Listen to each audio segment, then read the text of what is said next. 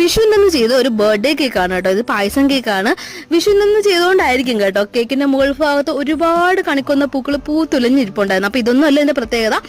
ഇതൊരു ബ്ലോ കേക്കാണ്, ഇപ്പോഴത്തെ ട്രെൻഡിങ് ആണ്. അപ്പൊ അത് ചെയ്യാനായിട്ട് കേക്കിന്റെ സെന്ററിലായിട്ട് ഞാൻ ഒരു സ്ട്രോ സെറ്റ് ചെയ്ത് വെച്ചിട്ടുണ്ടായിരുന്നു. പിന്നെ ഒരു പെൺകുട്ടി കേക്ക് ഊതുന്ന പോലത്തെ ഒരു ഫോട്ടോ പ്രിന്റ് നമ്മൾ കേക്കിന്റെ സൈഡിലായിട്ട് സെറ്റ് ചെയ്ത് വെച്ചാൽ അതിന്റെ ഫ്രണ്ടിൽ ഒരു കുഞ്ഞ് ക്യാൻഡിലും കൂടെ നമ്മൾ ഹൈറ്റ് അനുസരിച്ച് സെറ്റ് ചെയ്ത് വെച്ചിട്ടുണ്ടായിരുന്നു. കേക്കിലെ പേര് വായിച്ചെങ്കിൽ മനസ്സിലായി കാണും വിഷുവിനന്ന് ബർത്ത്ഡേ ഉള്ള ആ പെൺകുട്ടി ആരാന്നല്ലേ.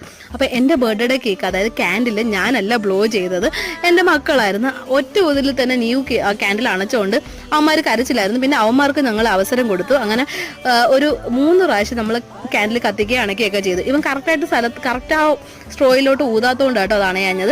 പിന്നെ ഞാൻ സ്ഥലം കാണിച്ചു കൊടുത്തപ്പോൾ അവൻ കറക്റ്റായിട്ട് അത് ഊതി അണച്ചു. കേക്ക് കട്ട് ചെയ്ത് കഴിച്ചു. നല്ല സൂപ്പർ ടേസ്റ്റി ആയിട്ടുള്ള റിച്ച് ഫ്ലേവർ ആയിട്ടുള്ള ഒരു കേക്കും കൂടെയാണ്. ഇത് കണ്ടിട്ട് ആരും എൻ്റെ അടുത്ത് വയസ്സ് ചോദിച്ചൊന്നും വരണ്ട, ഞാൻ 90s കിഡ് ആണ്. അപ്പോൾ ഇത്രേ ഉള്ളൂ.